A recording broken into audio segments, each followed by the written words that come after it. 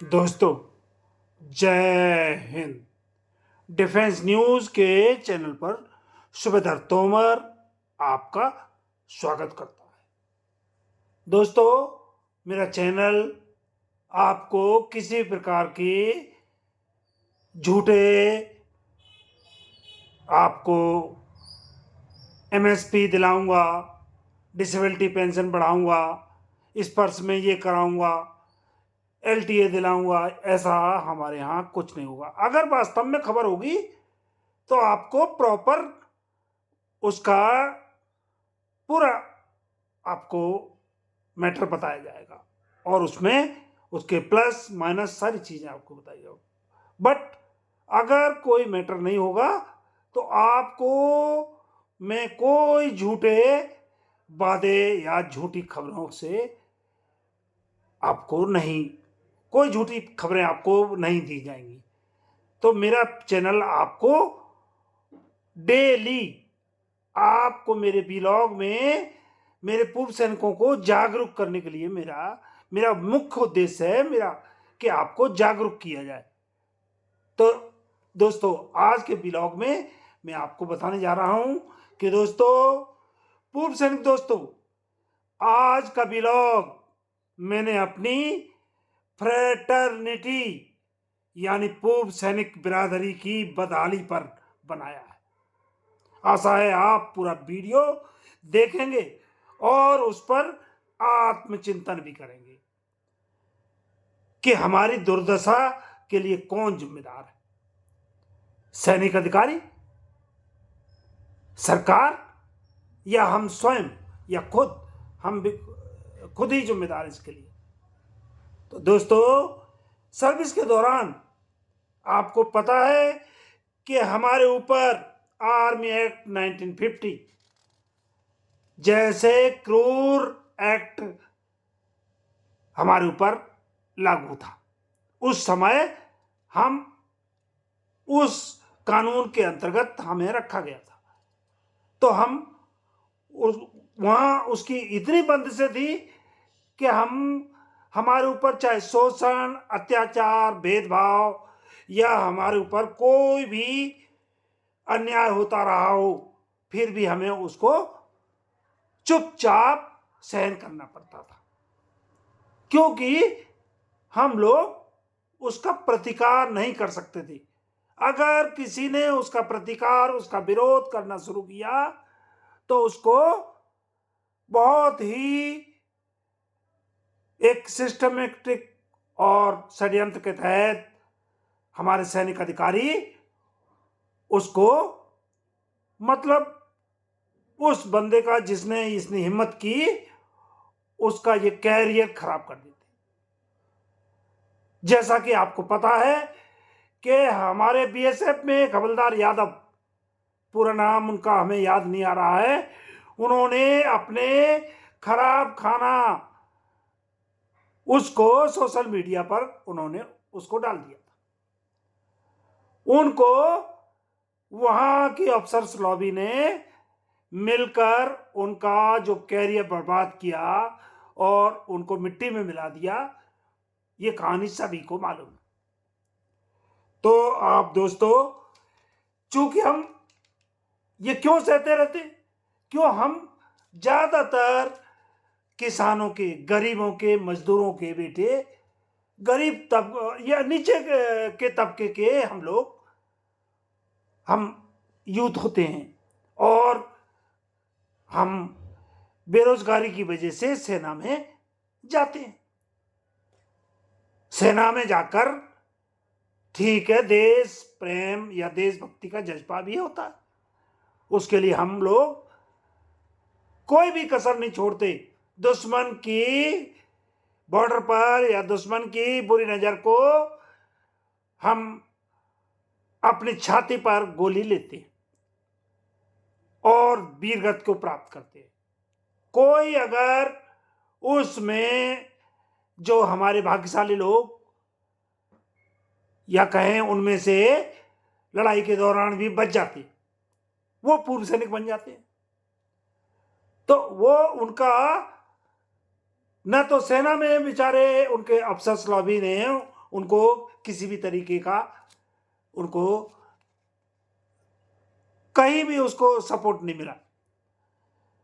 तो इसके लिए आप सभी को मालूम है कि हम सभी जुल्म सितम सहकर जैसे तैसे पेंशन लेकर रिटायर हुए। इसके पीछे का सबसे बड़ा कारण है गरीबी। हम सभी किसानों के, गरीबों के, मजदूरों के बच्चे हैं। सेना में पीवीआर कैटेगरी में भर्ती होते हैं। ज़्यादातर तो कम पढ़े लिखे होते हैं, और अगर पढ़े लिखे भी हैं तो हम सब ज़्यादातर स्तरहीन स्कूल या कॉलेजों में पढ़े हुए होते हैं, क्योंकि हमारे माँ बाप में इतनी कुवत नहीं थी, उनकी इतनी आर्थिक स्थिति अच्छी नहीं थी कि हमको अच्छे स्कूलों में, कॉन्वेंट स्कूलों में या कॉलेजों में वो पढ़ा सके। सेना में बहुत ही कम लोग पेंशन से रिटायर, बहुत ही सेना से बहुत ही कम पेंशन में एक हमारे सैनिक को रिटायर कर दिया जाता। बहुत मामूली सी पेंशन होती है। एक सैनिक को 40-50 साल, 40 या 45 साल की उम्र में रिटायर कर दिया जाता है। उसके रीएम्प्लॉयमेंट, रीसेटलमेंट की कोई पक्की व्यवस्था नहीं है, कोई कॉन्क्रीट पॉलिसी नहीं है भारत सरकार की। कागजों में छोटा मोटा कुछ है, वो भी इम्प्लीमेंटेशन, एग्जीक्यूशन में वो नहीं होता है। रिजर्वेशन कई जगह लिखा हुआ है, बट भूतपूर्व सैनिकों को कहीं कोई नहीं पूछता है, और उनको वन और दी अदर रीजन्स पे उनको वो बेरोजगार, उनको रोजगार नहीं दिया जाता है। तो आपको दोस्तों, उसे, हमारे पूर्व सैनिकों को उसके रहमो करम पर, उसके रहमो करम पर सिविल में ठोकरें खाने के लिए छोड़ दिया जाता है। पहले पढ़े लिखे हम मानते हैं, पहले कम पढ़े लिखे सैनिक होते थे। वह वापस आकर मतलब सेना से रिटायर होने के बाद अपनी खेती, किसानी या पशुपालन के धंधों में लग जाते थे और उतनी समस्या नहीं होती थी। लेकिन आज का सैनिक पढ़ा लिखा है, जागरूक है, और उसकी महत्वाकांक्षाएं भी है। आज जमाना बदल गया है, उसने भी, आज का जमाना टेक्निकल एज है, वह भी सब चीज जान चुका है, तो उसे अपने अधिकारों के बारे में जानकारी है और वो जागरूक हो चुका है। इसीलिए आज रिटायर होने वाले सैनिक में रोष है, जोश है, और वह अपने अधिकारों को लेने के लिए संघर्ष की राह पर चल पड़ा। क्योंकि किसी को भी, जब हिंदुस्तान में हर डिपार्टमेंट में लोग प्रॉपर रीसेटलमेंट हो रहा है, उनका प्रॉपर उनको पेंशन मिल रही है, और काफी उनकी तो 60 साल में रिटायरमेंट है मिनिमम। हमारे राजनीतिक तो है ना, अगर एक दिन के लिए एमएलए या एमपी बन जाते हैं तो उनको पेंशन मिलती है, और अगर ये 4 बार इलेक्ट हो गए तो इनको 4 पेंशन मिलती है, 10 पेंशन मिलती है अगर 10 बार ये इलेक्शन में जीत के आते हैं। ये देखिए, क्योंकि यही कानून बनाने वाले हैं, यही अपने लिए कानून बना लेते हैं, और हमारे सैनिक को, बेचारे को, जो 45 साल में, 40-45 साल में भरी हुई जवानी में, जिसके ऊपर पूरी जिम्मेदारी होती है, उसके बच्चे छोटे छोटे होते हैं, उसको धक्का मार के निकाल दिया जाता है, और उसके रिसेटलमेंट की कोई व्यवस्था नहीं। तो इसलिए वो अपने संघर्ष की राह पर चल पड़ा है, और आज पूर्व सैनिक 12-14 महीने से जंतर मंतर पर धरना प्रदर्शन, रेल रोको, चक्का जाम कर रहा। अनेकों बार ज्ञापन भी रक्षा मंत्री को दे चुका है। हमारे पूर्व सैनिक जो आंदोलन सैनिक हैं, कई बार रक्षा मंत्री को ज्ञापन दे चुके, पर हमारे रक्षा मंत्री राजनाथ सिंह ज्ञापन लेते समय तो जरूर कहते हैं कि इस पर तुरंत और पॉजिटिव कार्रवाई की जाएगी, लेकिन उन ज्ञापनों को शायद रक्षा मंत्रालय में कोई पढ़ता भी नहीं है। ये मैं दावे के साथ कहता हूं कि उनको कोई पढ़ता भी नहीं है, और उनको शायद किसी बोरे में, रद्दी के बोरे में उनको भर दिया जाता है।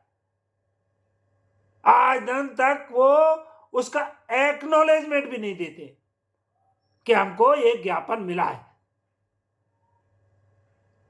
और उस पर एक्शन या उस पर कार्रवाई होने का तो सवाल ही पैदा नहीं होता। मेरा तो सुझाव है, यहां दोस्तों मैं सुझाव एक देना चाह रहा हूं कि रक्षा मंत्री के पदनाम को बदलकर, रक्षा मंत्री की डेजिग्नेशन को बदलकर ज्ञापन लेवा मंत्री रख देना चाहिए, और रक्षा मंत्रालय को ज्ञापन मंत्रालय इसका नाम बदल देना चाहिए। सभी को मालूम है इस सरकार में मोदी जी के अलावा किसी भी अन्य मंत्री की कोई हैसियत नहीं है, अर्थात उसके पास कोई पावर नहीं है। और मोदी जी 10 साल से जुमलों से काम चला रहे हैं। बॉर्डर पर हमारे सैनिकों के साथ मिठाई खाने जाते हैं और खिलाने जाते हैं।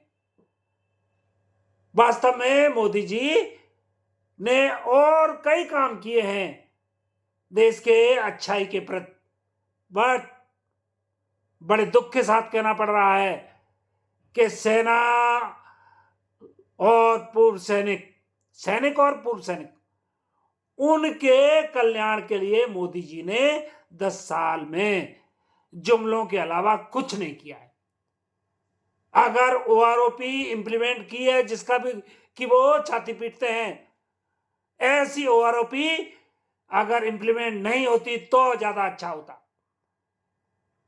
आधी अधूरी लूली लंगड़ी ओआरओपी मोदी जी ने दी है, इसका और उसका अगर जो बेनिफिट भी मिला है वो टोटली वन रैंक अफसर पेंशन बन के रह गया है। ओआरओपी का मतलब हो गया है अफसर रैंक, क्योंकि उसका सारा जो फाइनेंशियल बेनिफिट है ऑफिसर्स के फेवर में गया है। पर्सनल बिलो अफसर रैंक जेसीओआर को तो कुछ उसमें से मिला ही नहीं। इसके ऊपर डिफेंस अकाउंट डिपार्टमेंट से मैं रिक्वेस्ट करूंगा कि एक मोदी जी से, चूंकि डिफेंस अकाउंट डिपार्टमेंट ऐसे तो देगा नहीं, मोदी जी से रिक्वेस्ट करूंगा कि डिफेंस अकाउंट डिपार्टमेंट को आप बोलिए और एक व्हाइट पेपर निकालिए जिसमें कि सारा डिटेल्स आप दीजिए कि कितना किस रैंक को कितना पैसा आज दिन तक ओआरओपी के बजट के हिसाब में उसके बजट से दिया गया है। ये दोस्तों आप समझिए, लोकसभा चुनाव सिर पर आ चुके हैं और हमारे पूर्व सैनिक संगठन अभी तक एक मंच पर बैठने को तैयार नहीं हुए। देखिए हमारे रहनुमा है अभी तक एक दूसरे से बात करने को तैयार नहीं है। इनकी ईगो, इनकी नेतागिरी, इनकी सेल्फिशनेस, इनको, क्योंकि वो दूसरा एक कहता है कि मैं तेरी कमांड में मैं चलूंगा, सेना में तो कमांड ठीक थी, यहां आप किसके ऊपर कमांड करना चाहते हो? आप पूर्व सैनिकों के भलाई के नाम पर इन्होंने पूर्व सैनिकों को ठगा है।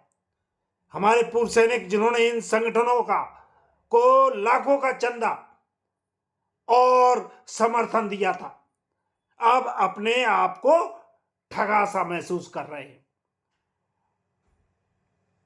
दोस्तों आप इसके ऊपर मंथन कीजिए, विचार कीजिए, कि क्या हमारे पूर्व सैनिक संगठन हमारे पूर्व सैनिकों के वेलफेयर के लिए कोई काम कर रहे हैं या नहीं? अगर नहीं कर रहे हैं तो आप लोग इनका बहिष्कार कीजिए। जो भी ये संगठन है ज्यादातर, तो आप दोस्तों, मेरा आज का व्लॉग मैं यहीं दी एंड करना चाहूंगा। आपको मैं वादा करता हूं कि अगले व्लॉग में फिर कोई आपको झकझोर देने वाली बातें लेकर, पूरा स्टडी के साथ, फैक्ट के साथ, डेटास के साथ आपसे फिर व्लॉग में बात करने आऊंगा। तो दोस्तों, जय हिंद।